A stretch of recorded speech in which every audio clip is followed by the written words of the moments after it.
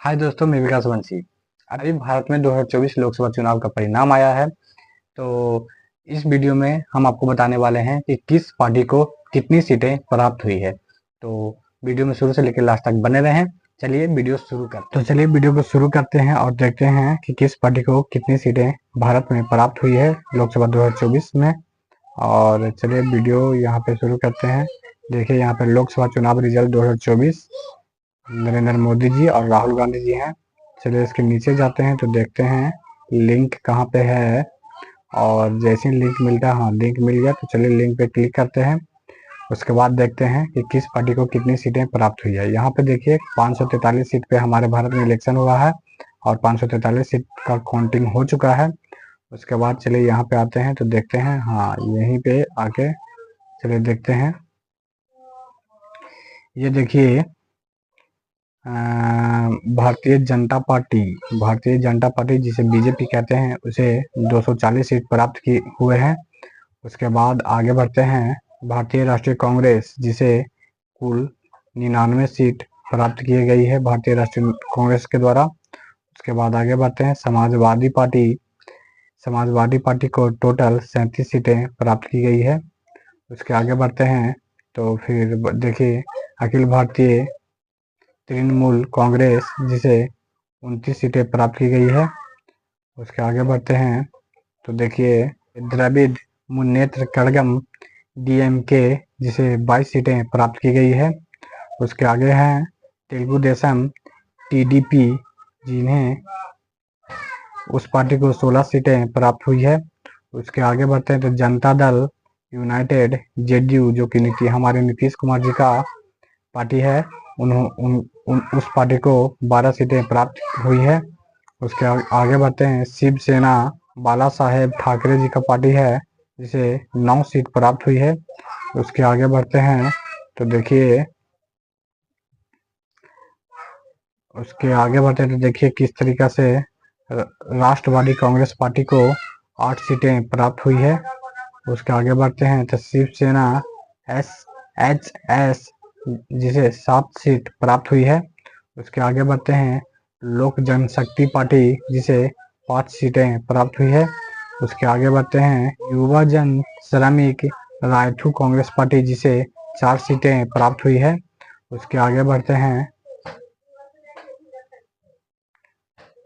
राष्ट्रीय जनता दल आरजेडी जिसे 4 सीटें प्राप्त हुई है, जो कि हमारे लालू प्रसाद जी का पार्टी है आरजेडी पार्टी, उसे 4 सीटें ही प्राप्त हुई है भारत में। उससे आगे बढ़ते हैं तो देखिए भारतीय कम्युनिस्ट पार्टी जिसे 4 सीटें प्राप्त हुई है। उसके आगे बढ़ते हैं तो देखिए इंडियन यूनियन मुस्लिम लीग जिसे 3 सीटें प्राप्त हुई है। उसके आगे बढ़ते हैं आम आदमी पार्टी जिसे भी 3 सीटें प्राप्त हुई है। उसके आगे बढ़ते हैं झारखंड मुक्ति मोर्चा, जो कि उसे भी 3 सीटें प्राप्त हुई है। उसके आगे बढ़ते हैं जनसेना पार्टी, उसे भी 2 सीटें प्राप्त हुई है। उसके आगे बढ़ते हैं तो देखिए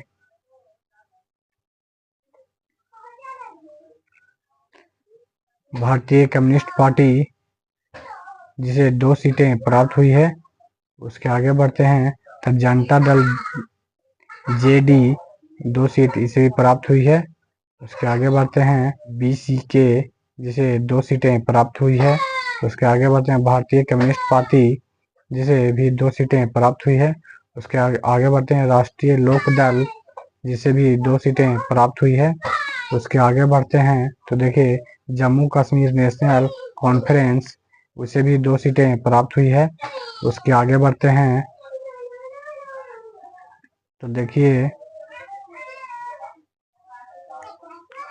यूनाइटेड पीपुल्स पार्टी, इसे भी 1 सीटें प्राप्त हुई है। असम गण परिषद, उसे भी 1 सीटें प्राप्त हुई है। उसके आगे हिंदुस्तान आवाम मोर्चा, उसे भी 1 सीटें प्राप्त हुई है। उसके आगे केरल कांग्रेस केईसी, उसे भी 1 सीटें प्राप्त हुई है। उसके आगे क्रांतिकारी समाजवादी पार्टी को भी 1 सीटें प्राप्त हुई है। उसके आगे राष्ट्रीय कांग्रेस पार्टी, उसे भी 1 सीटें प्राप्त हुई है। उसके आगे देखते हैं जनता की आवाज़ पार्टी को भी 1 सीटें प्राप्त हुई है। उसके आगे बढ़ते हैं जोरम पीपुल्स मूवमेंट, उसे भी 1 सीटें प्राप्त हुई है। उसके आगे बढ़ते हैं शिरोमणि अकाली दल, उसे भी 1 सीटें प्राप्त हुई हैं। बहुत सारी पार्टियां हैं इस तरीका के, तो आपको हम पूरी पार्टी के बारे में बता देते हैं। उसके आगे बढ़ते हैं राष्ट्रीय लोकतांत्रिक पार्टी, उसे भी 1 सीटें प्राप्त हुई है। उसके आगे बढ़ते हैं भारत आदिवासी पार्टी, उसे भी 1 सीटें प्राप्त हुई है। उसके आगे बढ़ते हैं तो देखिए किस तरीका से सिक्किम क्रांतिकारी मोर्चा, उसे भी 1 सीटें प्राप्त हुई है। उसके आगे बढ़ते तो देखिए MDMK पार्टी है, उसे भी 1 सीटें प्राप्त हुई है। उसके आगे बढ़ते हैं तो आज़ाद समाज पार्टी, उसे भी 1 सीटें प्राप्त हुई है। उसके आगे बढ़ते हैं तो देखिए अपना दल, जिसे भी 1 सीटें प्राप्त हुई है। उसके आगे बढ़ते हैं आजसू पार्टी, जिसे भी 1 सीटें प्राप्त हुई है। उसके आगे बढ़ते हैं ऑल इंडिया मजलिस ए इत्तेहादुल मुस्लिमीन, उसे भी 1 सीटें प्राप्त हुई है। उसके आगे बढ़ते हैं तो देखिए स्वतंत्र IND, जिसे भी 7 सीटें प्राप्त हुई है। तो इसी तरीका से हमने आपको सारी पार्टियों के बारे में बता दिया, और आप लोग ने देख लिया होगा कि 543 सीट में से कुल सीटों की संख्या किस किस पार्टी को कितनी कितनी सीट, आप लोगों ने देखा किस पार्टी को कितनी सीटें प्राप्त हुई है। अगर जानकारी अच्छा लगा हो तो वीडियो को लाइक कर दें। अगर इसी तरीके का जानकारी आप लोग को चाहिए तो चैनल को सब्सक्राइब कर लें। मैं इसी तरीके का वीडियो इस चैनल पे लाता रहता हूँ। तब तक के लिए धन्यवाद।